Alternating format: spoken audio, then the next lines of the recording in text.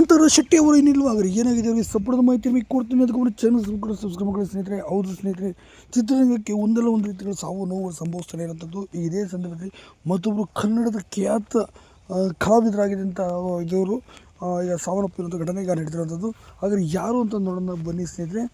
ಅವರು ಕನ್ನಡ ಸಿನಿಮಾ ರಂಗದಲ್ಲಿ ಖ್ಯಾತ ಗಾಯಕರಾಗಿ ಕೆಲಸ ಮಾಡಿದಂತಹ ಗುರುಕಿರಣ್ ಅವರ ತಾಯಿಯಾದಂಥ ರಮಾಕಾಂತ ಶೆಟ್ಟಿ ಅವರು ಇದೀಗ ಸಾವನ್ನಪ್ಪಿರೋದು. ಹೌದು, ರಮಾಕಾಂತ ಶೆಟ್ಟಿ ಅವರು ಕೊನೆಯ ಸೆಳೆದಿರುವಂಥದ್ದು.